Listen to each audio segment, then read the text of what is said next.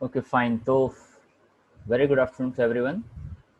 Last year हमने एक numerical देखा था चैप्टर 6 के अंदर। वैसे लास्ट सेशन है जहाँ पे हमने दो इम्पॉर्टेंट पॉइंट समझे थे। नंबर एक कि अगर मान लो हम 1/x का इंटीग्रेशन लेना चाहे तो उसका इंटीग्रेशन का फॉर्मूला बनता है log नेचुरल x। दूसरा पॉइंट कि log नेचुरल से अगर सिंपल log में कन्वर्ट करना हो तो आपको 2.303 से मल्टीप्लाई करना पड़ता है और उसके बाद आपको सिंपल लॉग टेबल जो है उसकी वैल्यू को आपको देखना पड़ता है। वो दोनों पॉइंट को आज हम यहाँ पे डिस्कस करने वाले हैं, ध्यान से सुनिएगा। तो लास्ट टाइम का लेक्चर आपने देखा हो, आपको याद हो, वो बहुत ज़रूरी है आज के लेक्चर के लिए। और मैंने आपको कहा था कि लॉग टेबल जो है उसका अरेंजमेंट आप कर लीजिएगा, या तो आप सीधा नेट से भी डाउनलोड कर सकते हैं। सिंपल लॉग टेबल लिखते तो भी आपको प्रिंट मिल जाता। ओके, जहाँ पे लॉग एंटी लॉग ऐसा लिखा होता है। आप लोगों को नेचुरल साइन और नेचुरल टेंजेंट कैसे देखना है वो आता है। यहाँ पे भी थोड़ा बहुत वैसा ही आएगा, थोड़ा सा उसका मेथड जो है वो अलग रहेगा। आई थिंक केमिस्ट्री में भी ये आता है। वैसे यहाँ पे ये भी मेथड है कि अगर आपको लॉग टेबल ना देखना हो तो with the help of calculator भी आप लॉग और एंटी लॉग जो है उसको निकाल सकते हैं। वैसे वो अच्छा लगता है ताकि हमें गैजेट से खेलने में ज़्यादा मज़ा आता है। थोड़ा प्रोसेस लेंथी होता है पर हमें उससे कोई मतलब नहीं है, ताकि गैजेट्स के साथ हम जुड़े हो तो हमारा काम और आसान होता है, ऐसा हमें लगता है। पर वहाँ पे ध्यान ज़्यादा रखना पड़ता है। पहले मैन्युअली आपके पास लॉग टेबल होता है कि एग्ज़ाम में आपको कैलकुलेटर अलाउड नहीं करते हैं, तो आपको मैन्युअली लॉग टेबल से ही उसको देखना कैसे होता है वो सीखना पड़ता है। ठीक है, तो जो लास्ट टाइम का मेरा डिस्कशन था वो एक क्वेश्चन को लेकर था जिसमें लॉग और एंटी लॉग का जिक्र हुआ था। That is a question number 14। Question 14 को फिर से थोड़ा सा मैं हल्का सा आइडिया आपको दे देता हूँ उसके अंदर क्या करना था। A block of mass m is equals to, मैं उसको 1 kg कह दूँ। Okay, moving on a horizontal surface with the speed 2 metre per second कह दे। अब यहाँ पे ऐसा समझाया कि enters a rough patch ranging from 0.1 metre to the 2.01 metre. मतलब ऐसा समझिए कि एक ब्लॉक था जिसका कोई मास है, जिसका स्पीड है 2 मीटर पर सेकंड, और वो मूव करता था पर एक स्पेसिफिक डिस्टेंस के बाद एक रफ पोर्शन है वो स्टार्ट हुआ। ड्यू टू रफ पोर्शन उसके ऊपर एक रिटार्डिंग फोर्स लगेगा, मतलब जो उसकी स्पीड को कम करेगा। On that block in this range is inversely proportional to, मतलब वहां पे ऐसा बताया कि वो जो फोर्स लगता है वो डिस्टेंस के इनवर्स प्रोपोर्शन में है। So this value is given F R is equal to minus K by X. अब उसको ऐसा समझना है कि ये फोर्स तभी एप्लीकेबल है जब वो रफ सरफेस पे है। So here they mention that is the 0.1 less than x less than 2.01, यानी एक्स जिसको हम डिस्टेंस कहते हैं वो 1.1 और 2.01 बीच लगेगा। उससे पहले का डिस्टेंस या तो उसके बाद का कोई डिस्टेंस हो, वहाँ पे कोई फ्रिक्शनल नहीं लगेगा, कोई रिटार्डिंग फोर्स नहीं लगेगा। प्लस यहाँ पे k का वैल्यू कुछ बताया है, दैट्स अ 0.5 j। यहाँ पे k का मतलब काइनेटिक एनर्जी नहीं लेना है। यहाँ पे k कोई कांस्टेंट कहा है पर वो बात अलग है कि अल्टीमेटली k का वैल्यू, k का यूनिट जो है वो एनर्जी के जैसा ही होता है, but don't consider k as a kinetic energy. Okay, K कोई कांस्टेंट लिया गया है ताकि क्वेश्चन में पूछा है what is the final kinetic energy and speed v of the block as it crosses the patch. मतलब ये पूरा डिस्टेंस कवर करने के बाद उसमें कितना एनर्जी होगा और उसका फाइनल वेलोसिटी क्या होगा।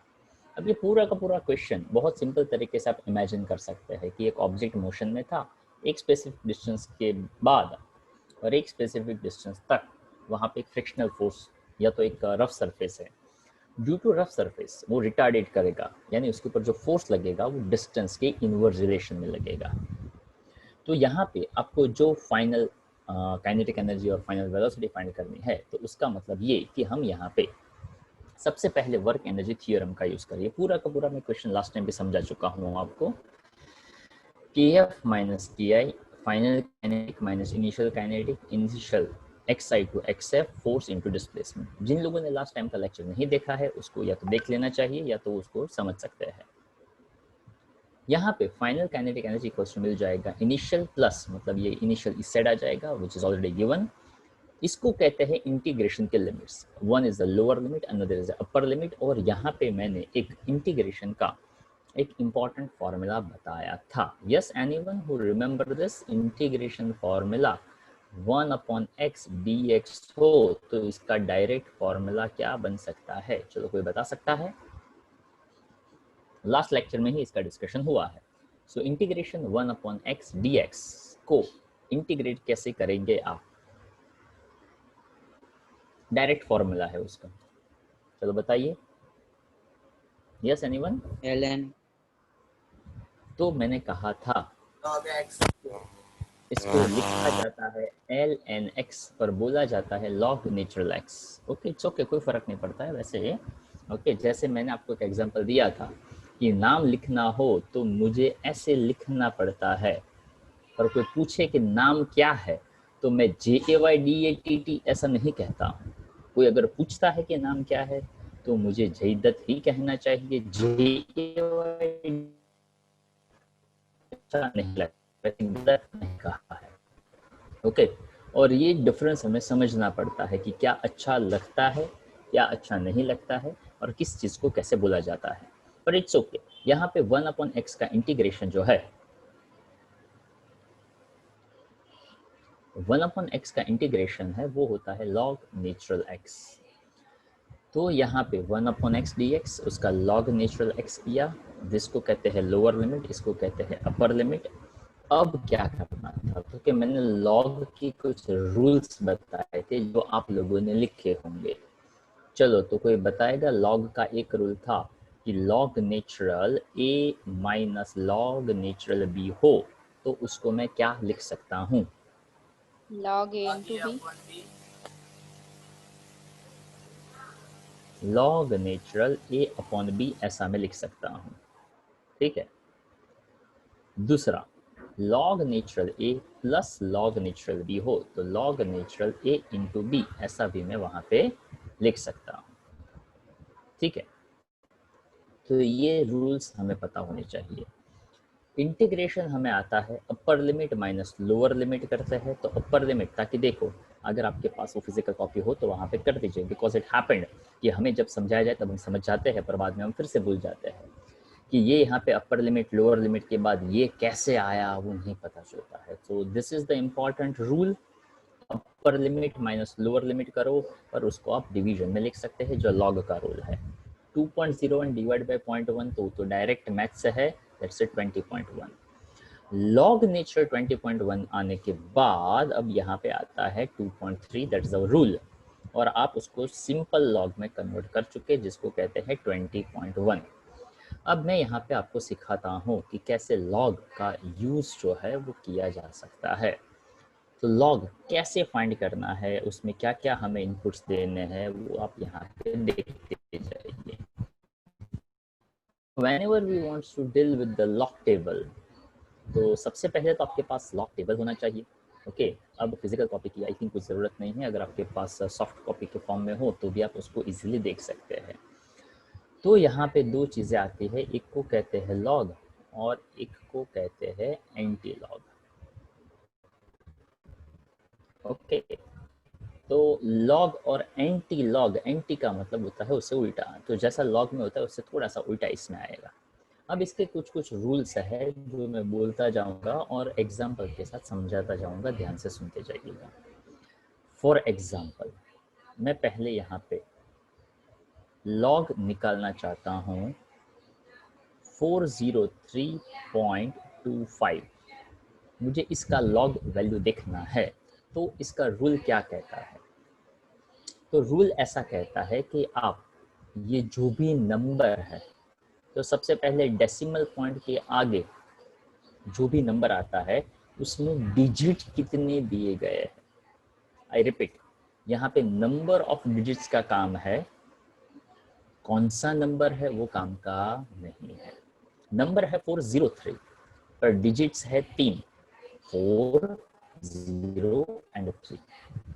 तो सबसे पहले रूल को समझने के लिए आपको ये नॉलेज होना चाहिए। वैसे होता ही है, मैथ्स के केस में अपना नॉलेज साउंड ही होता है, पर जब फिजिक्स में हम पूछते हैं ना तभी वो हमारा नॉलेज थोड़ा गड़बड़ा जाता है, हम कंफ्यूज हो जाते हैं कि हम नंबर पूछ रहे हैं, डिजिट पूछ रहे हैं। ओके, क्यों? क्योंकि जब हम फिजिक्स में बात करते हैं तो वो थोड़ा सा आपको एक बैक ऑफ माइंड में ऐसा होता है कि यार फिजिक्स के अंदर मैथ्स कहाँ से आ जाता है। Okay, so we can't understand the actual flavour of physics, ये एग्जैक्टली फिजिक्स है क्या। मैथ्स तो क्या क्लियर है, सबसे something X something Y something Z X Y Z खेलते रहो, पता ही नहीं होता कि हम कर क्या रहे हैं, पता ही नहीं होता कि हम कर क्यों रहे हैं, किसका क्या हो रहा है, पर फिर भी चला जाता है सब मैथ्स। ओके, सब कुछ मजेदार ही लगता है। केमिस्ट्री में क्लियर है, केमिकल्स है, ना किसी ने देखे ना हमने देखे ना किसी ने देखे, किसी ने बोला ऐसा है तो हाँ ऐसा है। ओके, तो वहां पे भी आइडिया क्लियर है। फिजिक्स कंफ्यूज करता रहता है कि यार ये एग्जैक्टली किसके बारे में बताना चाहता है। और उसमें भी जब हम कोई मैथ्स के कॉन्सेप्ट की बात करते हैं तो हम और ज़्यादा सिंसियर होने की बजाय हम सीरियस हो जाते हैं कि यार ये क्या है। तो आराम से सुनो, जितना ध्यान से सुनोगे उतना ज़्यादा पता चलता है। तो सबसे पहला रूल, कितनी डिजिट्स है, तो कि 1 2 3 3 डिजिट्स है, उसके बाद डेसिमल पॉइंट है।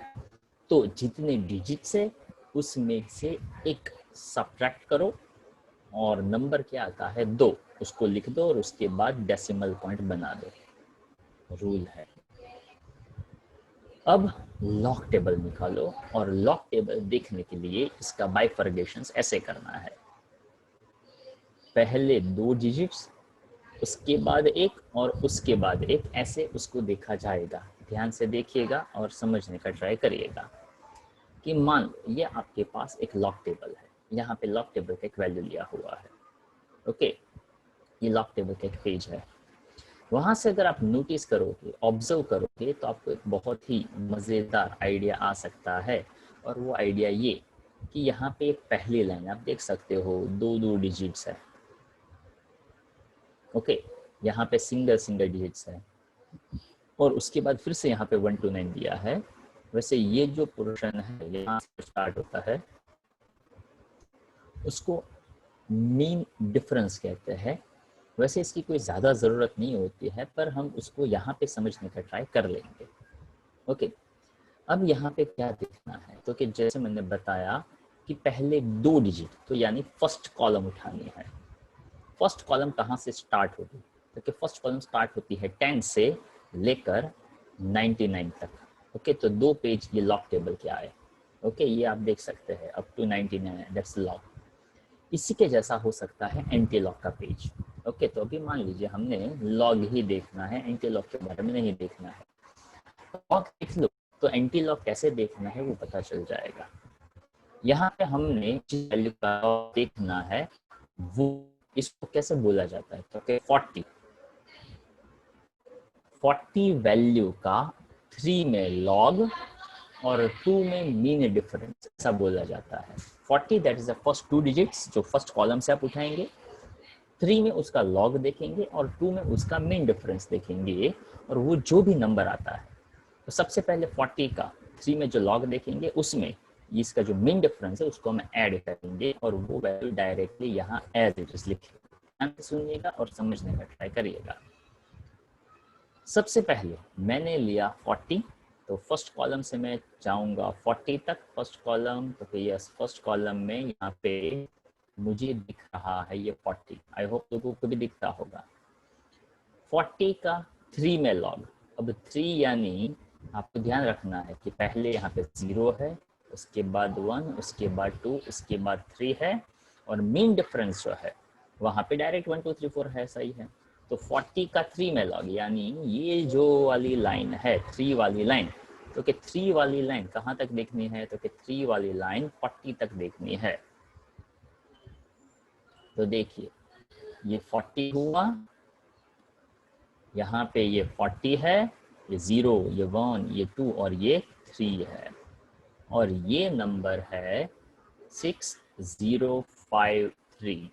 ओके, ये नंबर है 6053 नंबर है, एज इट इज रखिए।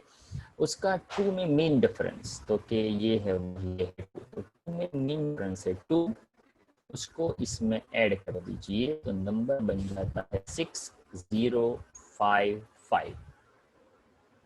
तो 40 का 3 में लॉग और 2 में मिन डिफरेंस बन गया 6055।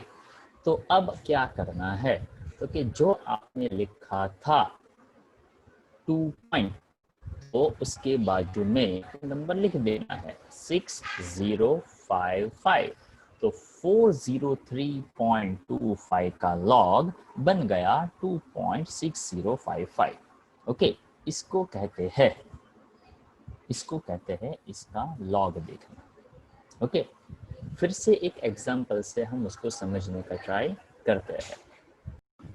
ओके, तो देखिए, अगर मान लो हम कोई लॉग 2-4 प्रैक्टिस के लिए लेना चाहे, तो लॉग ऑफ 1459 का लॉग देखना हो, तो सबसे पहले कितने डिजिट्स है, तो कि 4, उसमें से एक सब्ट्रैक्ट करो तो क्या आएगा 3 पॉइंट।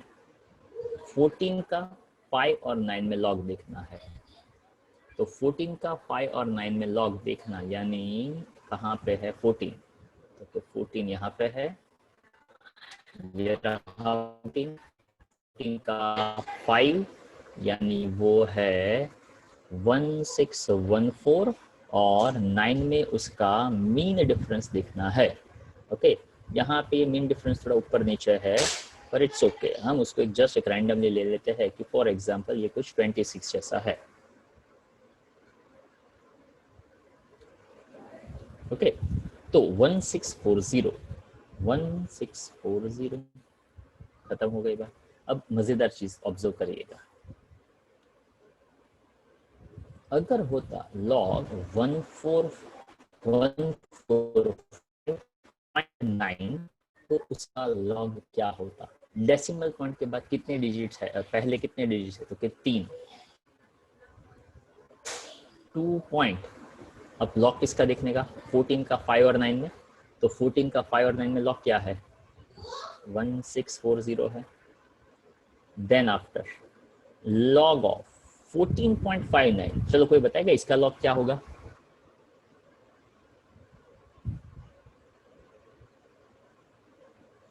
डेसिमल पॉइंट के आगे कितने डिजिट्स है, सर 1.1640। 1.1640। और अगर मैं कहता log ऑफ 0 पॉइंट या तो 1 पॉइंट, ओके, अगर मैं वहां पे 1.459 ऐसा कहता, तो आपका आंसर क्या आता, 0.1640 ऐसा आता। वैसे 0 हो तो वहां पे आंसर आता है 1 बार। ओके, पर अभी उतनी ज़्यादा फिजिक्स में हमारी रिक्वायरमेंट नहीं है। ओके, जहाँ पे रिक्वायरमेंट होगी, चाहे वो मैथ्स हो चाहे वो केमिस्ट्री हो, वहाँ पे वो डिस्कस कर लेते हैं। स्नेह, आप माइक थोड़ा म्यूट ही रखिए, वहाँ से आवाज़ आती रहती है। तो 1.1640 ऐसा आएगा। अभी यहाँ पे आपकी रिक्वायरमेंट लॉग देखने की है, तो मैं लॉग तक रखता हूँ। रूल का हल्का सा रिपीटेशन कर देता हूँ, जितने डेसिमल्स या तो जितने डिजिट्स दिए गए हैं, उसमें से एक सब्ट्रैक्ट करने का, वो डिजिट लिखने का, और 2 एक एक के पैर में लॉग देखने का। वैसे एंटी लॉग जो है ना, वो इंटरेस्टिंग है। एंटी लॉग ध्यान से समझिएगा, ये 1459 है ना, अगर मैं ऐसा कहता ना, एंटी लॉग ऑफ 3.1640, अगर मैं इसका एंटी लॉग देखता ना, तो क्या मिलता पता है, ध्यान से सुनिएगा जो मैं बोल रहा हूँ उसको। Anti log always decimal point के बाद ही स्टार्ट होता है। I repeat, anti log always decimal point के बाद ही स्टार्ट होता है, पर रूल यही 211। मतलब कैसा 211, यानी तो कि यहाँ पे आप 0.16 का 4 और 0 में देखिए, जैसे यहाँ पे 10, 11, 12, 13, 14 ऐसा दिखता है ना, तो एंटी लॉग जो है उसमें हर एक ये दो डिजिट है ना, उसके आगे पॉइंट तो होगा ही होगा, 0.1640। जब आप 0.16 का 4 और 0 में मीन डिफरेंस देखेंगे, तो वहां पे वैल्यू मिलेगा 1459। एंटी लॉग का रूल ये है कि डेसिमल पॉइंट के पहले जो नंबर है कौन सा नंबर है ये? कौन सा नंबर है ये? 3। उसमें एक ऐड करो तो क्या बनेगा? 4। 4. 4। तो 1 2 3 और 4 डिजिट के बाद डेसिमल पॉइंट लगाओ, यानी लॉग देखा 1459 का, उसका जो वैल्यू मिला उसका देखा एंटी लॉग, तो वापस वो वैल्यू मिल जाता है। ओके, तो ये आपको बहुत सारी जगह पे काम में आ सकता है। अभी जो पूरा मेथड समझा है उसको थोड़ा रिवाइज करने का। द रीज़न इज़ दैट कि आप लॉग एंटी लॉग का बहुत ज़्यादा यूज़ नहीं करने वाले होते हैं। हाँ, अगर ऐसा लॉग एंटी लॉग का पूरा चैप्टर होता और आप उसका मल्टीप्लिकेशन, डिवीजन, एडिशन बार बार रिपीट करते ना, तो एकदम से आपको पता चल जाता। ओके, पर अब यहाँ पे तो आपने सीख लिया, अब इसका यूज़ एंटी लॉग का कहाँ आएगा, वी डोंट नो। पर एक मेथड मैंने बताया कि लॉग में एक सब्ट्रैक्ट करो जितने डिजिट्स हैं उसमें से, और बाद में 2 1 1, मतलब 14 का 5 और 9 में लॉग। एंटी लॉग का रूल ये होता है कि ऑलवेज डेसिमल पॉइंट के बाद की वैल्यू का ही एंटी लॉग देखना होता है। तो डेसिमल पॉइंट के लिए 0.16 का 4 और 0 में लॉग देखने के बाद जो नंबर आता है उसके लिए देखो कि जिस क्वेश्चन का देखा उसमें डेसिमल पॉइंट के आगे कौन सा नंबर लिखा है, उस नंबर में 1 ऐड करो और बाद में आप वहां पे डेसिमल पॉइंट लगा दो। अगर मैं 2.164 का एंटी लॉग देखता, 2.1640 का एंटी लॉग देखता, तो मुझे 1459 ही मिलता। पर यहाँ पे डेसिमल पॉइंट के आगे कौन सा नंबर है? 2, तो 2 + 1 करो यानी 3, 1 2 3 के बाद डेसिमल पॉइंट लगाओ, मतलब वो वैल्यू होता 145.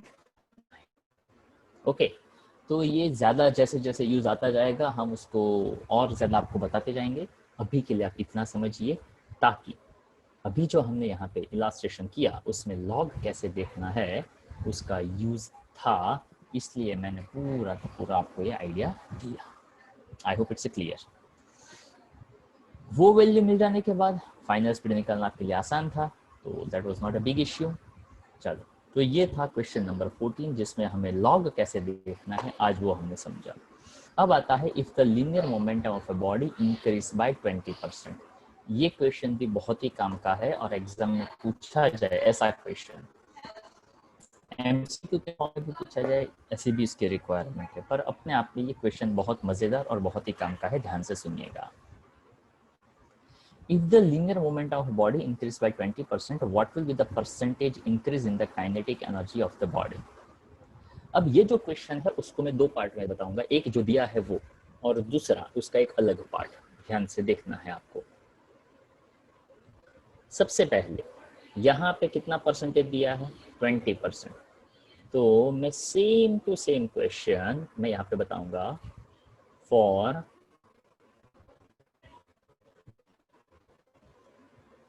Less than 10%। अगर मान लो लेस देन 10% हो और आपको ऐसा परसेंटेज चेंज जो है वो निकालना हो, तो उसका एक शॉर्टकट फॉर्मूला है, और यही मेथड, ये मेथड और ये मेथड, ये दोनों की दोनों मेथड 12th में भी काम में आ सकती है, जहाँ पे क्वांटिटी थोड़ी बहुत चेंज हो जाएगी बट फॉर्मूला है वो एज इट इज रहेगा। ध्यान से देखिएगा, काइनेटिक एनर्जी का फॉर्मूला है p²/2m। अब मैं यहाँ पे ऐसा कहता हूँ, linear momentum of a body increase by 20%, what will be the increase in a kinetic energy? मतलब change in kinetic energy with respect to momentum, ऐसा बोला जाता है। इसको मैं इक्वेशन 1 कहता हूँ, change in kinetic energy with respect to change in momentum। क्या आप इसको दूसरे नजरिए से ऐसा कह सकते हो, differentiation of kinetic energy with respect to momentum. इसका करो मोमेंटम के रिस्पेक्ट में डिफरेंशिएशन, तो p² का क्या हो जाएगा? तो कि 2p और ये 2m as it is, 2 cancel हो जाएगा, और इसके हिसाब से मैं dk इज इक्वल टू लिख सकता हूँ p/m into dp, equation number 2।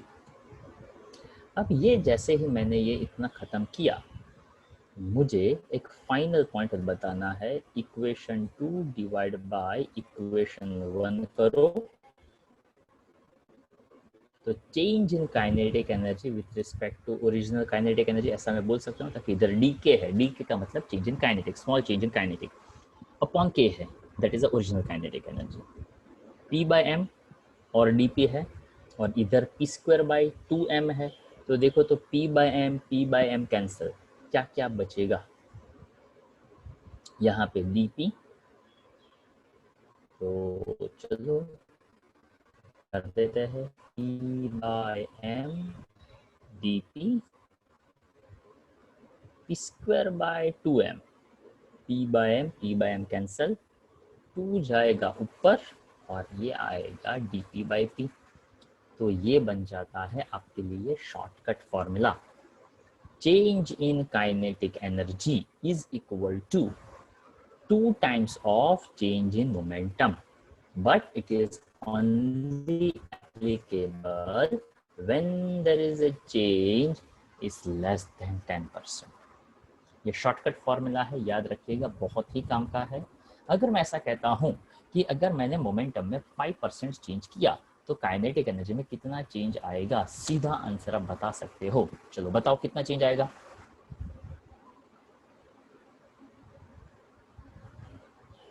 अगर मोमेंटम में 5% का चेंज किया तो काइनेटिक एनर्जी में कितना चेंज आएगा।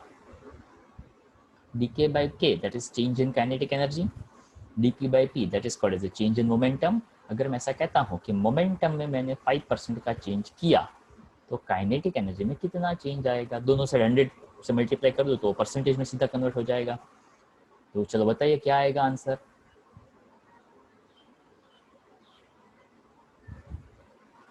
हेलो। Yes sir. हाँ, मैंने पूछा कि अगर चेंज इन मोमेंटम में मैं 5% का चेंज करूँ तो काइनेटिक एनर्जी में क्या चेंज आएगा।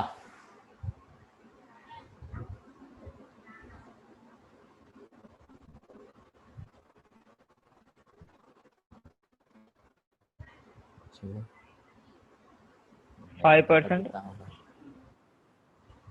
वो तो 5 पीस में बताया, तो हमने फॉर्मूला क्या सीखा है, चेंज इन मोमेंटम अगर 5% है तो 5 टू 10% आ जाएगा। So simple is that. Okay, मतलब मुझे तो लगा कि हमने बहुत सिंपल सी बात सीखी, पर आपके आंसर से पता चला कि ये तो आपके लिए बहुत डिफिकल्ट हो गया, हमने शायद कोई रॉकेट साइंस सीखा हो, ऐसा मुझे लगा।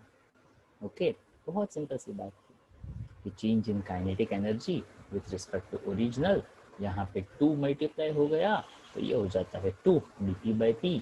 सो 2 into change in momentum with respect to original momentum.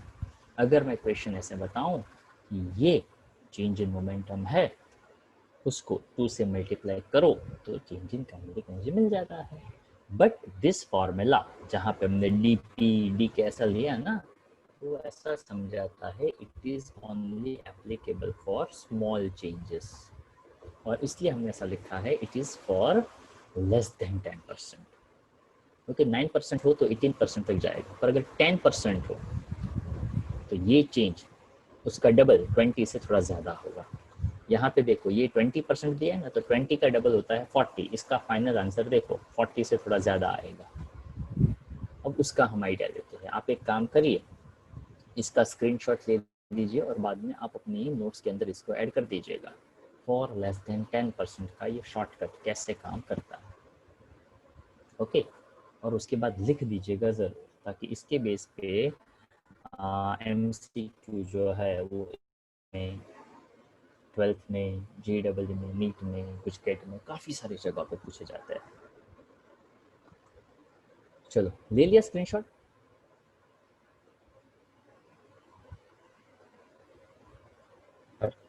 Yes sir. Okay, चलो अब ध्यान से देखिएगा कि अगर 10% से ज़्यादा हो या तो 10% हो तो कैसे काम करेंगे। तो कि कहानी जो यहाँ पे बताया है उसी को थोड़े अलग तरीके से मैं प्रेजेंट करता हूँ, ताकि ये तो जो है वो तो आपके पास है ही, पर मैं थोड़ा अपने हिसाब से बता देता हूँ। सबसे पहला काइनेटिक एनर्जी का फॉर्मूला p² by 2m। तो यहाँ पे सबसे पहला पॉइंट आपको ये बताना है कि न्यू मोमेंटम 20% इंक्रीज किया ना, तो हम ऐसा कहेंगे momentum is equals to original momentum plus 20% of P. तो पी तो था ही 20% यानी 20/100, दैट इज 0.2, तो ये हो जाता है 0.2 पी। तो क्या आप कह सकते हैं इसका वैल्यू पी कॉमन ले लो, 1.02 कर दो तो 1.2 पी। अब यहाँ से कहानी आगे बढ़ेगी, ध्यान से देखिएगा कि पी डैश नया मोमेंटम बन गया 1.2 पी। अब नई काइनेटिक एनर्जी के ऊपर हमें फोकस करना है। So for the new kinetic energy that is a के डैश।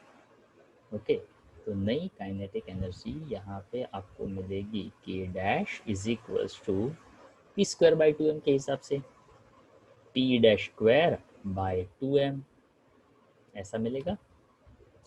अब ये जो P dash square by 2m है वो चलो मैं चाहूँ तो यहाँ पे लिख देता हूँ 1.2 पी का होल स्क्वायर अपॉन 2m। अब वो भी कर सकते हैं, वैसे 12 का स्क्वायर क्या होता है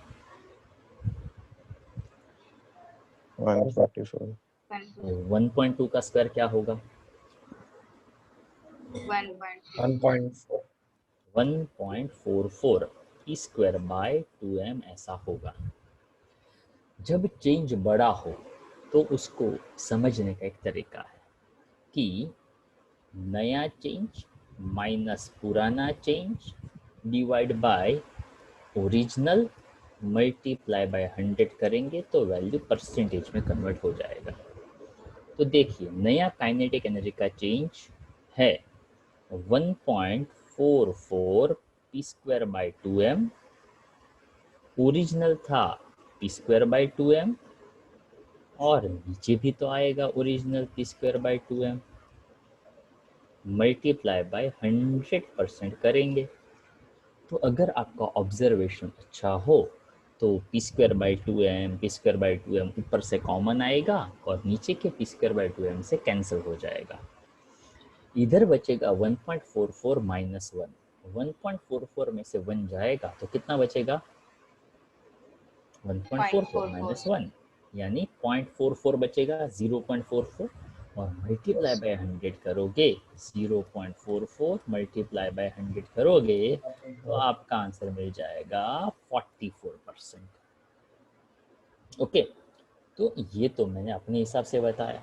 वैसे यहाँ पे एक तरीका दिया था 20% of P that is 20/100 into P that's p/5। Original था p, उसमें p/5 ऐड कर दो तो 6p/5। नया वाला जो है इसका स्क्वायर करो 36/25, तो 36/25 माइनस 1 करो 11/25 मल्टीप्लाई बाय 100 करो तो 44% मिल जाता है। ये मैंने अपने शॉर्ट तरीके से बताया कि मैं वहाँ पे 0.2 समझूँ 20% को। इसका भी आप स्क्रीनशॉट ले लो। इसके बाद में इसका एक और शॉर्टकट फॉर्मूला बता देता हूँ कि ये आंसर तो आपको 20 के लिए मिला। अगर मैं कहता हूँ 50% हो तो कोई बता सकता है फटाक से उसका आंसर क्या बनेगा?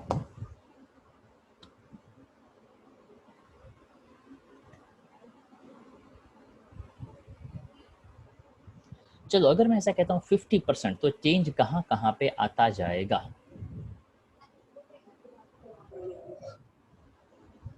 सबसे पहले चेंज कहाँ कहाँ पे करते जाना पड़ेगा? 1.5 p होगा सर। यहाँ पे 0.5 ये हो जाएगा 1.5, यहाँ पे क्या आएगा 1.5 का स्क्वायर। तो क्या आप ऐसा कह सकते हो कि जो आपने चेंज किया उसी का स्क्वायर था ना, यहाँ पे 1.5 का स्क्वायर करते उसमें से -1 करते मल्टीप्लाई बाय 100 करते तो 1.5 का स्क्वायर कितना होता? 2.25. -1 करते तो कितना होता? 0. 1.25 इंटू 100 करते तो आंसर क्या आता? 225. 1 पॉइंट। कोई बात नहीं, आप आराम से सुनिए, आपका ध्यान आजू बाजू के शायद आवाज में है। 1.25 इंटू 100 होता है 125. 125। ओके, अगर मैं ऐसा कहता यहाँ पे चेंज अगर 50% करता तो 50 का डबल होता है 100, और ये चेंज 100 से थोड़ा ज़्यादा आया। डायरेक्ट डबल एप्लीकेबल होगा जब वो लेस देन 10% होगा। अगर मैं ऐसा कहता ये 10% ही होता तो बताइए कहाँ कहाँ चेंज आता। अगर ये 10% तो ये कितना हो जाता। 0.1 अगर ये 0.1 होता तो ये वैल्यू कितनी होती। 1.1 अगर 1.1 का स्क्वायर करता तो ये क्या बनता। 1.2 1.2 1.21 1.21 में से 1 सब्ट्रैक्ट करता तो कितना मिलता। 0.1 0.21 उसको 100 से मल्टीप्लाई करते तो कितना आंसर। 21%. 20 मतलब 10 का डबल कितना होता है। 20 हाँ, तो अगर मैं यहाँ पे 10% का वेरिएशन देता हूँ तो मुझे चेंज उसमें मिलता है 21% जितना। इसमें से कोई उल्टा क्वेश्चन पूछ सकता है, जैसे यहाँ पे है मोमेंटम का चेंज तो काइनेटिक एनर्जी का चेंज फाइंड करो। अगर कोई उल्टा पूछता कि काइनेटिक एनर्जी का चेंज दिया हो तो मोमेंटम का चेंज फाइंड करो, तो देखो अभी जो आपने फॉर्मूला लिखा था ना अभी थोड़ी देर पहले जस्ट, उसमें क्या लिखा था, dk by k is equals to 2 times dp by p। अगर कोई ऐसा पूछता मोमेंटम का चेंज दिया है काइनेटिक एनर्जी का चेंज फाइंड करो तो क्या करते हैं आप, dp by p is equal to क्या होता आंसर, चलो बताओ फटाक से, जल्दी जल्दी। हेलो, इसमें से dp by p को सब्जेक्ट ऑफ इक्वेशन बनाना है। कहाँ पे रहते हो आप कि सो गए सब लोग। half into dk by k. क्या आएगा, Half DK into by dk by k. 2K half into dk by k। Okay, अब देखो ये सभी बातें अगर हमें पता चलेगी तो ही हमारी बात आगे बढ़ेगी। ठीक है, तो आप एक काम करिए, ये जो पोर्शन है इतना जो मैंने लिखा हुआ है that is also another way, जो यहाँ पे लिखा है उससे थोड़ा अलग तरीके से प्रेजेंट किया है। सो आई इंसिस्ट कि आप इसका स्क्रीनशॉट ले लो। ओके, उसके बाद इसका एक शॉर्ट फॉर्मूला है वो फटाक से आपको बता देता हूँ कि ले लिया स्क्रीनशॉट। done sir. ओके चलो ग्रेट। अब देखिए, अब यहाँ पे शॉर्टकट फॉर्मूला क्या है, तो कि शॉर्टकट फॉर्मूला ये है इफ इट्स मोर देन 10% तो क्या करना है, तो कि एक्चुअल में आप ऐसा करते थे ना k डैश माइनस के मल्टीप्लाई बाय 100 परसेंटेज में सीधा मिल जाता। तो यहाँ पे 1.1 का स्क्वायर 1.2 का स्क्वायर या तो 1.5 का स्क्वायर या जो भी आता था उसका स्क्वायर करते थे, यानी n square minus 1 multiply by 100, ये इसका शॉर्टकट फॉर्मूला है if there is a change is greater than 10%। अगर मैं यहाँ पे ऐसा कहता, ध्यान से सुनिएगा, अगर मैं यहाँ पे ऐसा कहता देयर इज अ 100% चेंज तो आंसर क्या आता।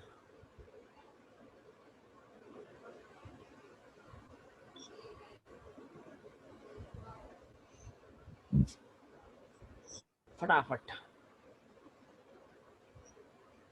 तो सबसे पहले आपको तो ये आइडिया लगाना पड़ता कि भाई ये एन क्या है।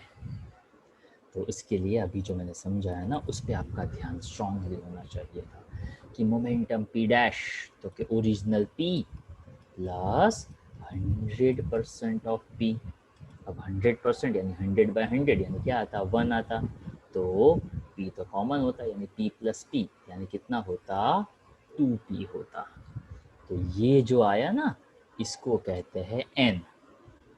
तो करो इसका स्क्वायर क्या होगा, Oh, करो -1 क्या होगा, करो इंटू 100 क्या होगा। 300 वैसे 300 यहाँ पे कितना चेंज दिया था, 100 हाँ तो आंसर क्या मिला, 300 एग्जैक्टली। वैसे 100 का डबल कितना होता, 20 100 का 200 डबल 200 होता, और यहाँ पे आंसर डबल से ज़्यादा मिला। तो n स्क्वायर माइनस 1 इंटू 100 वो भी आप नोट डाउन कर लो, that is the shortcut formula for more than 10%। तो ऐसा क्वेश्चन जो एक ही क्वेश्चन, ये एक सैम्पल क्वेश्चन दिया था पर उसके हिसाब से आप काफ़ी सारे पॉइंट्स कर सकते हैं। वैसे देखो अभी जो मैंने क्वेश्चन क्रिएट किया ना उसका उल्टा क्वेश्चन, इसका आंसर क्या आया भाई, अभी 100% हो तो इसका आंसर क्या आया अभी, 300 हाँ ये 100% किस में चेंज किया था आपने, मोमेंटम में। 300% किस में आंसर आया, काइनेटिक एनर्जी में, बरोबर। 300%। हाँ हाँ, अब देखिएगा next question, look at the next question. if the kinetic energy of a body increase by 300%, what will be the linear momentum of the body increases? तो क्या करना पड़ता है, यहाँ पे काइनेटिक एनर्जी का वेरिएशन दिया हुआ है और what will be the linear momentum changes. 300 है ना, यहाँ पे कुछ अलग सोचना पड़ता. क्या करते इसमें, 800. यहाँ पे आपको उल्टा सोचना पड़ता ताकि यहाँ पे चेंज काइनेटिक एनर्जी का दिया है और मोमेंटम का चेंज आपको फाइंड करना है. ओके कोई बात नहीं, चलो समझा देता हूँ. ओके ध्यान से देखते जाने का, हाँ, और ना समझ में है वहाँ पे पूछ लेने का. सबसे पहले काइनेटिक एनर्जी का फॉर्मूला जो हम कहते हैं वही का वही, पर यहाँ पे काइनेटिक एनर्जी इंक्रीज बाय 300 है, मोमेंटम में कितना चेंज होगा वो पूछा है, इसलिए सबसे पहले हमने मोमेंटम को सब्जेक्ट ऑफ इक्वेशन बनाया. Momentum is equals to √2m के लिया.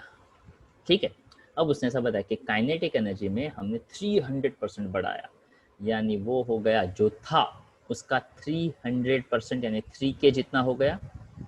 तो ओरिजिनल के था बढ़ाकर क्या हो गया, 4k हो गया. अब ये 4k हो गया तो p डैश क्या होता, तो कि √2m k डैश, नया मोमेंटम नया काइनेटिक एनर्जी, नया काइनेटिक एनर्जी 4k है, उसका रूट निकालो, √2m k को तो p कहते थे और p dash minus p by p, यानी देखो 2p माइनस p यानी 100. ऊपर जो क्वेश्चन पूछा था ना ये उसका उल्टा पोर्शन था. ओके ऊपर जो मैंने क्वेश्चन क्रिएट किया था ना कि मोमेंटम चेंजेस सर बाय, हाँ जी बोलो. सर ये p dash minus p by p into 100 कहाँ से मीन्स पता नहीं चला. कोई बात नहीं, क्या आपने प्रीवियस क्वेश्चन में ध्यान दिया था? हाँ सर दिया था. क्या प्रीवियस क्वेश्चन में k dash minus k by k लिखा था? हाँ था लेकिन सर वो पता नहीं चला इससे. Okay k dash minus k क्या होता है, k डैश क्या है? Increase in the kinetic energy. Very good. तो डेल्टा k को क्या बोलते हैं हम? डिफरेंस में वेरी काइनेटिक. गुड. और k अकेला k है वो क्या है, ओरिजिनल. तो जब भी हम ऐसा वेरिएशन देखते हैं भाई तो वेरिएशन कैसे मिलेगा, तो कि that something change upon original. तो चेंज कैसे पता चलेगा, तो कि नया माइनस पुराना. ओके तो नया माइनस पुराना किया तो उसने चेंज दिया, किसके रिस्पेक्ट में चेंज आया, तो क्या ऑफ कोर्स ओरिजिनल के रिस्पेक्ट में चेंज आया. तो इसको ऐसे बोला जा सकता है डेल्टा p बाई p यानी नया माइनस पुराना अपॉन पुराना, यानी चेंज अपॉन ओरिजिनल. वही तो हमें उसका वेरिएशन देगा कि कितना परसेंटेज वेरी हुआ. तो यहाँ पे ये आपको समझ में आना चाहिए कि ये कहाँ से आया, तो कि ये आता है change in kinetic energy upon original kinetic energy. Change in kinetic energy मतलब क्या, तो कि नया माइनस पुराना अपॉन पुराना मल्टीप्लाई बाय 100 करते तो परसेंटेज में मिलता. आई होप अब समझ में आया होगा. Yes sir. ओके तो देखो ये क्वेश्चन मैंने ऐसे ही आपके सामने क्रिएट किया था ना कि 100% मोमेंटम हो तो 100 का डबल 200 होता है, पर आपका आंसर क्या आया था, 300 आया था. तो देखो अभी इसका शॉर्टकट बता दो, अगर आपका ध्यान होता तो आप उसको परफेक्टली एकदम से पकड़ पाते कि delta k by k n square minus 1 into 100% delta p by p होता. मैंने यहाँ पे n वो डबल जो किया था ना, तो यहाँ पे ऐसा आता कि यहाँ पे ये n स्क्वायर माइनस 1 कहाँ चला जाता, denominator, 1 upon n square minus 1 delta k by k. Okay यानी यहाँ पे n square minus 1 change in kinetic energy is equals to delta p by p, ऐसा आ सकता था. तो देखो ध्यान से सिंपल तरीके से कि कितना चेंज किया काइनेटिक एनर्जी में, तो कि यहाँ पे 300%. 300% यानी कितना, तो कि 3 टाइम्स. चेंज कितना हुआ, तो कि 3 टाइम्स हुआ प्लस 1 यानी 3 प्लस 1 कितना हो जाता है, 4 हो जाता है.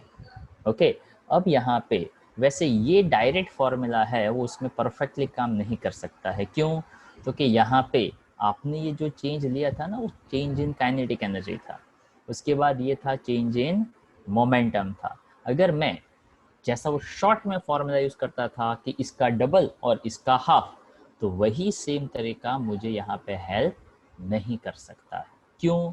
तो कि यहाँ पे ये n मिल नहीं पाता है। क्यों नहीं मिल पाता है? ताकि यहाँ पे ये n डायरेक्ट नहीं दिया हुआ है, ये यहाँ पे हमें परसेंटेज के फॉर्म में दिया हुआ है। But if you connect the same questions कि मोमेंटम का 100% तो काइनेटिक एनर्जी का 300%, अगर काइनेटिक एनर्जी का 300% तो मोमेंटम का 100%, तो ऊपर का क्वेश्चन और नीचे का क्वेश्चन एक दूसरे के आमने सामने वाले क्वेश्चंस बने। हाँ, अगर उसका शॉर्टकट बनाना ही हो तो बना सकते हैं, उसका यहाँ से आइडिया निकाल सकते हैं।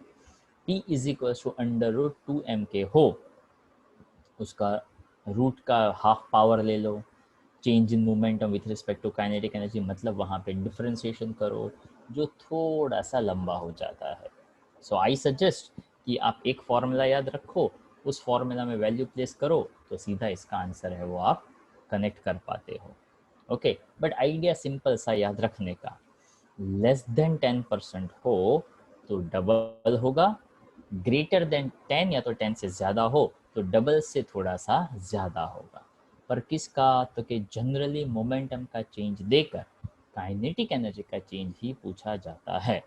पर उसका एक उल्टा एग्जाम्पल मैंने यहाँ पे देखकर आपको समझाने का ट्राई किया कि अगर उल्टा दे, काइनेटिक एनर्जी का चेंज दे और मोमेंटम का चेंज पूछे, तो भी आप यहाँ से उसको हैंडल कर सकते हो। और ये जो है इंक्रीज इन द मोमेंटम, तो कोई भी वैल्यू में कैसा भी कोई भी चेंज आया, अगर मान लो मैं ऐसे कहता हूँ कि भाई कोई XYZ वैल्यू में चेंज अगर मुझे नोटिस करना हो, तो मुझे कैसे पता चलेगा कितना चेंज आया?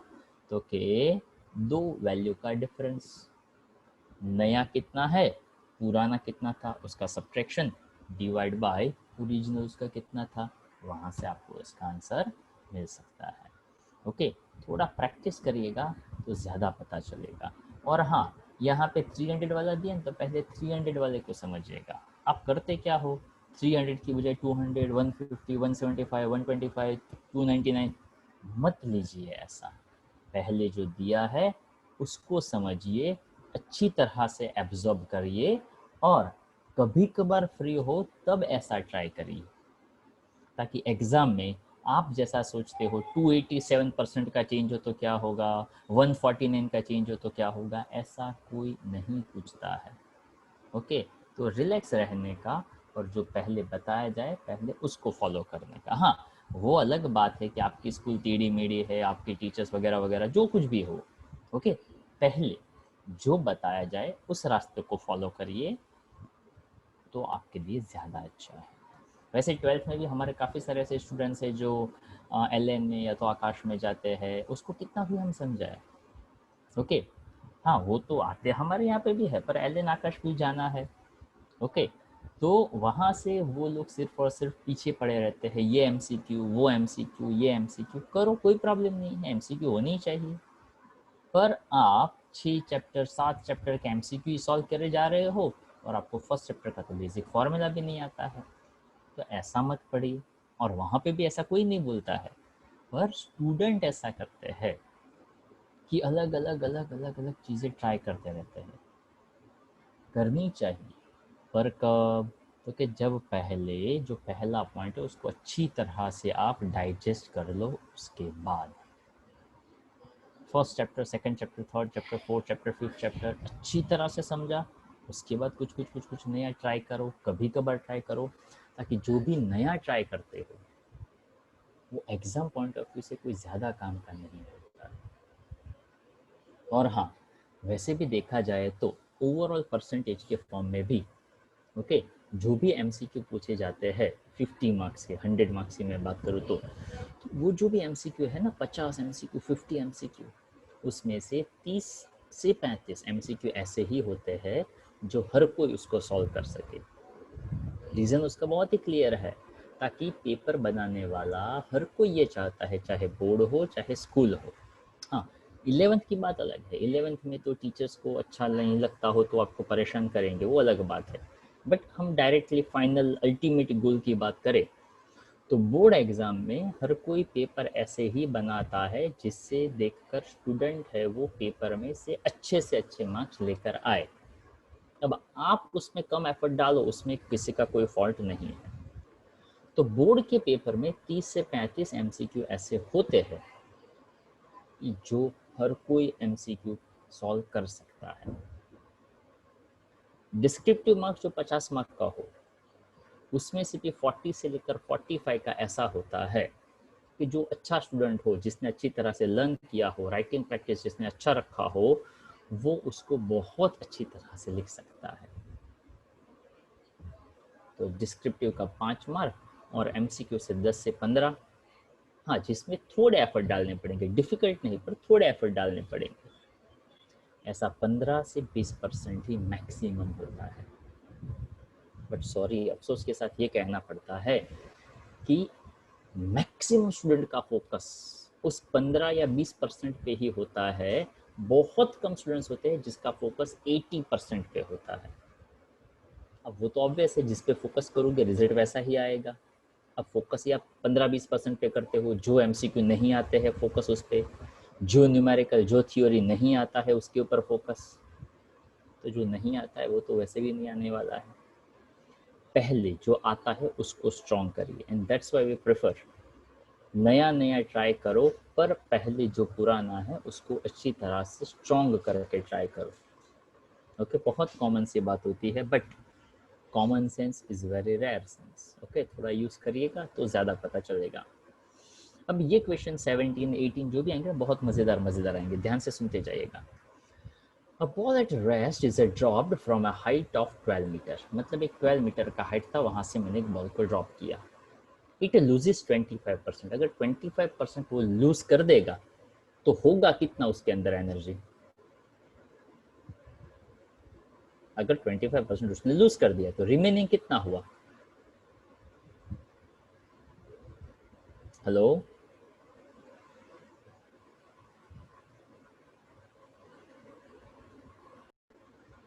एक बॉल है, उसको आपने 12 मीटर हाइट से ड्रॉप किया, 25% उसने kinetic energy striking the ground and find the height eight which it bounce, यानी ऊपर से नीचे आया, जैसे टकराया 25% उसने टोटल काइनेटिक एनर्जी लूज किया, तो 75% काइनेटिक एनर्जी के साथ वो वापस कहाँ गया? ऊपर गया। तो आइडिया यहाँ पे बहुत ही सिंपल सा लेना है कि बॉल में कितना एनर्जी है, तो कि बॉल में है 75% of kinetic energy which is converted into potential energy. तो काइनेटिक एनर्जी का फॉर्मूला क्या? तो क्या हाफ mv²। ताकि देखो क्वेश्चन के अंदर आपको क्या दिया गया है, तो कि क्वेश्चन के अंदर आपको पहला एक हाइट दिया गया है, बाकी क्वेश्चन के अंदर कुछ दिया नहीं है। ओके, अब यहाँ पे ऐसा देखना था कि 75% ऑफ काइनेटिक एनर्जी जो पोटेंशियल एनर्जी में कन्वर्ट होता है, तो यहाँ पे ऐसा बताना पड़ेगा कि वो जो है वो नया पोटेंशियल एनर्जी है mgh, जिससे वो ऊपर जाता है। अब जो ऊपर से नीचे आया, ऊपर से नीचे आया, तो जब ऊपर से नीचे आया तो जब वो ऊपर था उसके अंदर कौन सा एनर्जी था? पोटेंशियल एनर्जी था। तो वहां पे ऐसा हुआ ना कि potential is converted into kinetic energy. यहाँ पे आप ऐसा कह सकते हो कि 25% लूज करेगा तो 75% ही एनर्जी के साथ वो ऊपर जाएगा। तो इसलिए आप यहाँ पे ऐसा कह सकते हैं, जैसे यहाँ पे लिखा है ना कि नया potential energy is equal to 75% of mgh। यहाँ पे 75% ऑफ mgh का हो या 75% काइनेटिक एनर्जी का हो। क्यों ऐसा मैंने कहा? तो कि जब ऊपर से आया तो पोटेंशियल था, वो किस में कन्वर्ट हुआ? काइनेटिक में। कितना लूज हो गया काइनेटिक? तो 25, बचा कितना? तो क्या 75। अब 75% काइनेटिक एनर्जी, पर वो लेने के लिए मेरे पास वेलोसिटी भी तो होना चाहिए, वो तो था नहीं, इसलिए मुझे ये कहना पड़ता कि that kinetic energy we gain with the help of potential energy. तो यहाँ पे बन गया सीधा सीधा idea 75% of mgh which is equals to mgh dash. Mass भी नहीं दिया, g की ज़रूरत नहीं थी, फिर भी मास कैंसिल, g कैंसिल, तो h डैश बन गया इस 12% का, सॉरी इस 12 मीटर का 75%। तो 12 मीटर का 75% यानी 3/4। तो देखो यहाँ पे सीधा सीधा आप ऐसा भी लिख सकते थे, या तो 12 मल्टीप्लाई बाई 3/4 करते तो भी आंसर आपको मिल जाता 9 मीटर। ओके, अच्छा इस क्वेश्चन में थोड़े बहुत छोटे छोटे चेंजेस कर सकते हैं। यहाँ 12 की बजाय 15 मीटर करता तो क्या आंसर आता, फटाक से बोलिए। बाकी सब कुछ एज इट इज रखता। 11 पॉइंट समथिंग आता। ओके, क्या करते आप, तो कि देखो यहाँ पे 15 इंटू 3/4 करना पड़ता। ओके, तो यहाँ पे हाँ 16 होता तो परफेक्ट आंसर मिलता था कि 4 4 जा 16 एंड 4 3 जा 12, पर यहाँ पे 16 नहीं है 15 है, मतलब 12 से थोड़ा सा कैसा रहेगा, कम रहेगा। अगर मैं ऐसा कहता कि 20 मीटर का हाइट था, वहां से मैंने बॉल को ड्रॉप किया, 25% ही काइनेटिक एनर्जी लूज किया, तो आपका आंसर क्या आता, तो कि जहाँ पे 16 लिखा है उसकी बजाय 20 कर दो, तो आपका आंसर क्या आता, तो कि 20 मल्टीप्लाई बाई 3/4, 4 5 जा एंड 5 3 जा, तो वो वापस 15 मीटर हाइट तक ऊपर जाता। ओके, तो ये सिंपल सा एकदम प्रैक्टिकल टाइप का क्वेश्चन था। तो ऐसे क्वेश्चन जो है वहाँ पे बाकी का सब कुछ सेम रखे और बस इसमें वैल्यू चेंज करते जाए, तो आप आइडिया लगा सकते हैं कि क्या करते जाने का। 7 जो बचता है वही एनर्जी काम का है, ताकि उसी के साथ तो वो ऊपर जाता है। तो जो जो डेटा दिया गया है, जो हाइट दिया, उसको जस्ट सिंपली 3/4 से मल्टीप्लाई कर दो। अच्छा, इसमें मैं छोटा सा वेरिएशन ये डालता, 25 की बजाय 50 कर देता, तो क्या चेंज आता, 25 की बजाय मैं 50 कर देता, तो जो यहाँ पे 0.75 है उसका हो जाता 0.50, 0.50 यानी हाफ, यानी जो भी हाइट होता उसका कैसा हो जाता, हाफ। 12 मीटर तो आंसर आता 6 मीटर, 15 मीटर तो आंसर आता 7.5 मीटर, 20 मीटर तो आंसर आता 10 मीटर। तो ऐसा थोड़ा थोड़ा थोड़ा आप ऐड ऑन करेंगे सोचने में, तो आपका काम और कॉन्फिडेंस दोनों ही बढ़ सकता है और काफ़ी अच्छी तरीके से। सर हाँ बोलो। सर यहाँ पे वेलोसिटी नहीं दी है, इसीलिए हमने mgh लिया।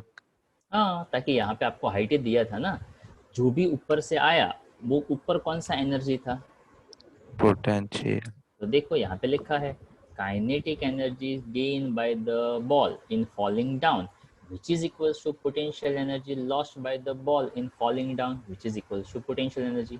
तो एक्चुअल में काइनेटिक एनर्जी जितना वो गेन करेगा, वो कितना गेन करेगा, जितना पोटेंशियल एनर्जी लूज करेगा। और यहाँ हमारे पास हाइट ही तो था, इसलिए हमें mgh लेना पड़ा। हाँ, अगर वेलोसिटी देते तो यहाँ mgh की बजाय मैं हाफ mv² कह देता, तो वहाँ पे मेरे पास ये इनिशियल हाइट नहीं पर शायद इनिशियल वेलोसिटी या ऐसा कुछ होता। Understand? Okay sir, okay sir. हाँ, इसमें ऐसा कोई क्वेश्चन वो ऐड करना चाहे कि 12 मीटर हाइट से मैंने उसको ड्रॉप किया, 25% हमने एनर्जी लूज किया, अब नीचे टकराने के बाद जब वो ऊपर जाएगा तो कितनी वेलोसिटी के साथ जाएगा, तो क्या करेंगे।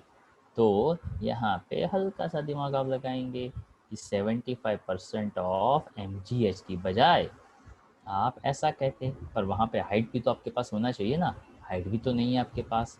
तो अगर वो हाइट देते तो शायद कुछ बात बनती, पर अगर वो नहीं देते ना तो भी आप एक हल्का सा आइडिया लगा सकते। कैसा, तो क्या आप ऐसा आइडिया लगा सकते कि 75% ऑफ काइनेटिक एनर्जी, ओके, तो यहाँ पे ऐसा हो जाता 75, that is a 3/4 of half mv², यानी जो वेलोसिटी के साथ वो टकरा था उसमें से 3/4 वेलोसिटी के साथ ही वो ऊपर जाता। अब ध्यान से सुनिएगा, पूरा क्वेश्चन मैं आपको बताता हूँ कैसे होता। पहले सिचुएशन समझिएगा कि जब मैं 12 मीटर से ड्रॉप करता, नीचे टकराता, तो क्या होता, तो कि mgh equals to half mv² होता, mm कैंसिल होता, मेरे पास हाइट है तो 2gh और उसका रूट, यानी वेलोसिटी मुझे मिल जाता 2g और h। तो 12 टू 24, 24 टू 10, 240, 240 का रूट क्या होता अप्रोक्सीमेशन से, चलो फटाफट बताइए।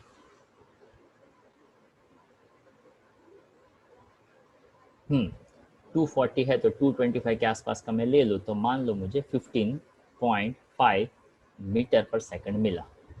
तो नीचे टकराया और उसने 25 एनर्जी लूज कर दिया। अब कितनी एनर्जी के साथ ऊपर गया, 75%।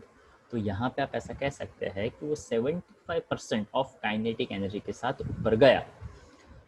तो 75% ऑफ काइनेटिक एनर्जी, यानी यहाँ पे ये जो आपको मिला था और वो और ऊपर जाता, तो 75% of half mv² is equals to half m v'², यानी m/2 कैंसल।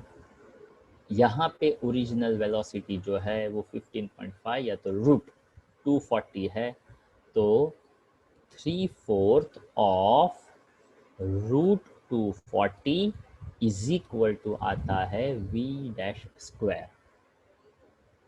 ओके, तो v' क्या होता, तो कि यहाँ से स्क्वायर हटाना होता, तो यहाँ पे एक और स्क्वायर रूट लेते, तो इस वैल्यू को निकालते और उसका फिर से रूट निकालते, उतनी वेलोसिटी के साथ बॉल ऊपर जाता है।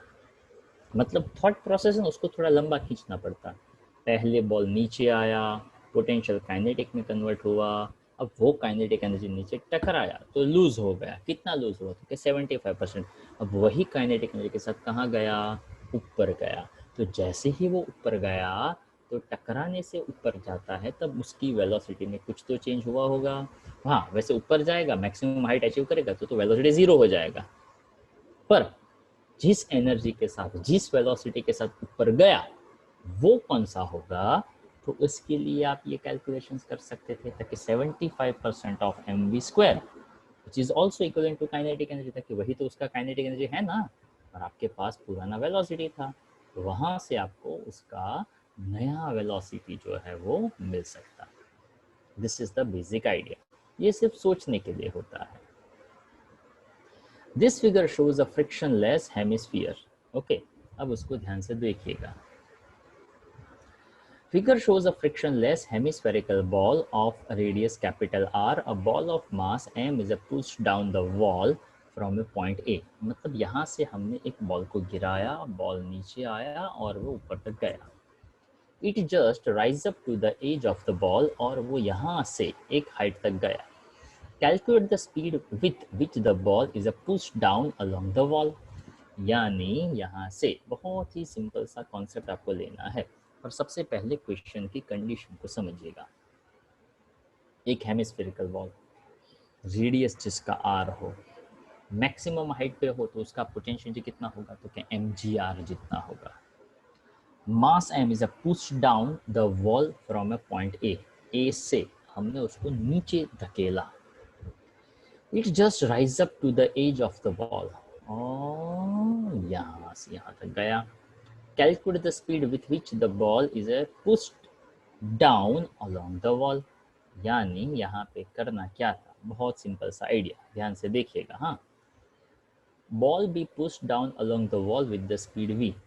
ऊपर से मैंने कोई एक स्पीड के साथ उसको नीचे धकेला। इमेजिन करना है कि एक हेमिस्फेरिकल बॉल है, वहाँ पे एक बॉल था और उस बॉल को हमने एक स्पीड के साथ नीचे धकेला। यहाँ पे इस क्वेश्चन का बेसिक फंडा ये है, law of conservation of energy, that total energy at all the points remains constant.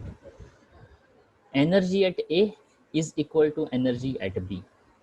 अब energy at A ऊपर से, तो कि वो कितनी हाइट पे, तो कि h हाइट पे बॉल था, यानी it has some potential energy that is mgh। आपने वहाँ से उसको धकेला और वो एग्जैक्टली कहाँ तक ऊपर गया, तो कि B तक ऊपर गया, तो कि that kinetic energy half mv² plus mgh which is converted into the total potential। तो B तक जाकर वो मोमेंटरली रुका, तो रुका यानी वहाँ पे उसका काइनेटिक एनर्जी 0 हो गया, and it has a potential energy which is the maximum, that is mgr. Question हो गया खत्म. Half mv square equals to mgh plus mgr, इधर जाएगा mm सबसे कैंसिल हो जाएगा तो v का वैल्यू बन जाएगा under root 2gr minus h. ऐसे देखा जाए ना तो v square minus u square is equals to 2gh होता है फ्री फॉल के केस में. अगर मैं कहता हूँ इनिशियल वेलोसिटी 0 है तो क्या होता है वेलोसिटी का फॉर्मूला अंडर रूट 2gh होता है. तो ये थोड़ा बहुत उसी के जैसा हुआ. क्यों? तो क्या देखो यहाँ पे मैक्सिमम काइनेटिक एनर्जी यहाँ तक होता, दैट इज mgr. ओके, और यहाँ से वो 2gr, और कितना लोअर था तो 2 हाइट का डिफरेंस. तो एक मैक्सिमम हाइट था दैट इज r, और एक था minimum height that is h. तो जहाँ पे हम ये बेसिक फॉर्मूला में जहाँ पे सिर्फ h लेते थे, यहाँ पे बड़ा हाइट r माइनस छोटा हाइट h. तो v is equal to under root 2g r minus h. Generally आपको पार्ट 2 में, पार्ट 4 में जो न्यूमेरिकल्स दिए गए हैं वही के वही numericals as it is format में ही आपकी स्कूल एग्जाम में पूछे जाते हैं. बोर्ड्स की बात करें, 12th की बात करें तो उसमें भी न्यूमेरिकल्स में कोई चेंज नहीं होता है. हाँ, चेंज होता है अभी जैसे मैंने बताया वैसा 15% के बजाय 20%, 20% के बजाय 40%. तो ऐसे चेंजेस है वो हो सकते हैं. ये टाइप के जो क्वेश्चन है उसको कहते हैं प्रूडेड टाइप के क्वेश्चन. तो ये क्वेश्चन तो जैसे है वैसे के वैसे ही एज इट इज़ पूछे जाते हैं. तो ये क्वेश्चंस तो डेफिनेटली आप लोगों को आने ही चाहिए. Okay sir. हाँ बोलो. सर ये ए पॉइंट पे तो सिर्फ पोटेंशियल एनर्जी ही होगी ना बॉडी के पास?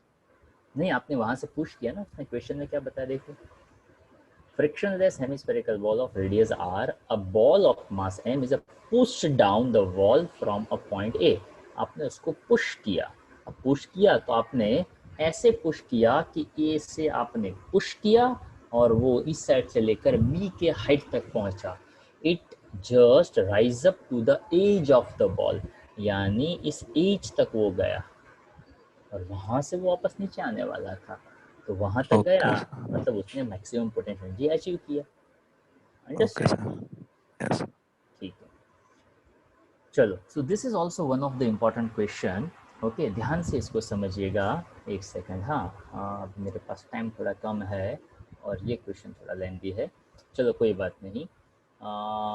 ये एक छोटा क्वेश्चन 20 नंबर का है, वो मैं करवा देता हूँ ताकि 19 काम का भी है और एग्ज़ाम में 99% पूछे जाने की पॉसिबिलिटी वाला है.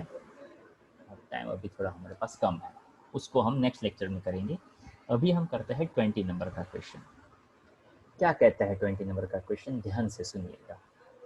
Ultimately most of the cases आएगा law of conservation of energy, either kinetic convert to the potential और the potential convert into kinetic. इसी में से कुछ ना कुछ चलता रहेगा.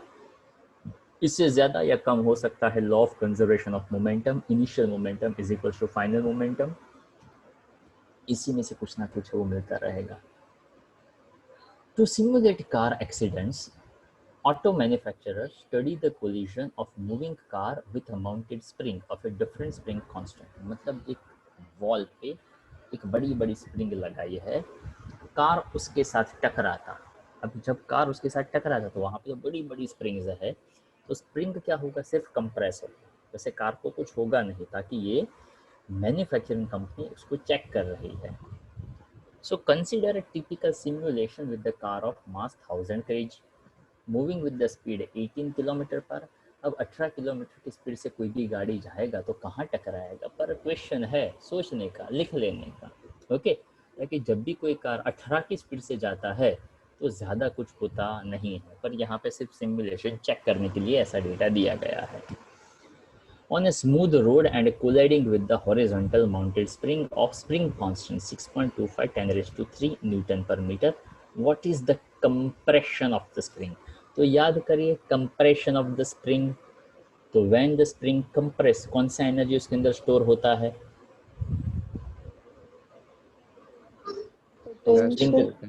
स्प्रिंग का कौन सा एनर्जी? तो स्प्रिंग का पोटेंशियल एनर्जी. स्प्रिंग के पोटेंशियल एनर्जी का फॉर्मूला क्या था? Half kx². कार मोशन में है, तो जब भी कोई ऑब्जेक्ट मोशन में हो तो उसके अंदर कौन सा एनर्जी होता है? काइनेटिक. बस खत्म हो गया क्वेश्चन. हाफ ऑफ कैंसल, के तो के दिया है, मास तो के दिया है, वेलोसिटी दिया है, क्या फाइंड करना है, एक्स फाइंड करना है। देखो half K X square is equal to half M V square, half of cancel करो, एक्स फाइंड करना था, सिंपली वैल्यू प्लेस करो, आपको एक्स मिल जाएगा। तो बेसिक फंडा क्या था, तो कि जो एनर्जी स्प्रिंग को कंप्रेस करेगा वो है कार का kinetic energy which is converted into spring potential energy. बस खत्म हो गई बात। हाँ, और अपने को स्प्रिंग का पोटेंशियल एनर्जी जो है वो क्या है वो पता होना चाहिए, अगर वो नहीं पता है तो बात नहीं बन सकती।